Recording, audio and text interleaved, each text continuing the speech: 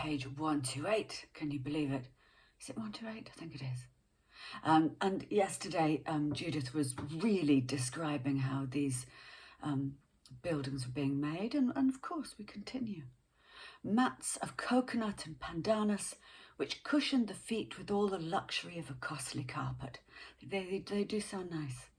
Glamping at this.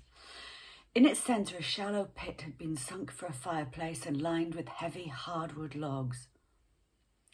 In that first week, time is rapidly, In that first week, a great change came over many of the passengers, with some who had been the most meek and insignificant when in contact with ordinary people in ordinary circumstances, now beginning to show latent and unsuspected traits in their characters.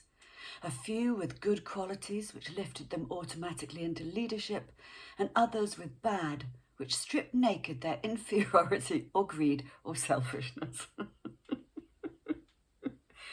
So those ones had got on fine being meek in everyday life, but now they're just greedy. Miss Rebecca Hardcastle had changed from a soured and prematurely aged spinster into a pillar of strength for those of the female passengers who were inclined to abandon hope of ever again leading normal lives. I was looking out to see, I shall never lead a normal life again.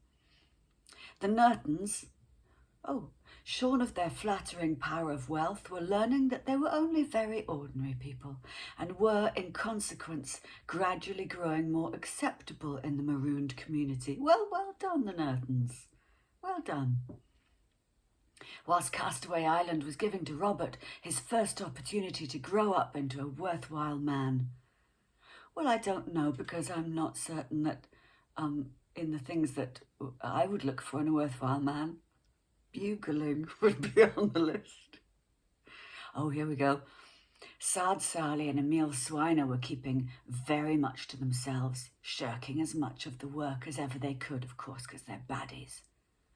They had carried the case of contraband rifles off to another hiding place in the jungle, blatantly claiming, when Shirley had reported how she had seen them with the rifles, that she had invented the whole story. She's invented the whole story. And there had been little that Captain Clifford, although he preferred to believe Shirley, had been able to do about it. That's complete bollocks. Just get the noble one to tie them up and then find the guns. You're on a castaway island. What do you mean you can't? Anyway, leave it for now. Stephen Marlowe, to the astonished delight of Shirley, Wendy, Alan Noble and Robert Nerton, they're a regular little clique, had produced 3 skin diving outfits from his baggage. Hey guys, guess what I've got in my luggage? 3 rubber suits. I'm a Hollywood actor. And they were taking turns at accompanying him upon glorious... Well, there's a lot to think about.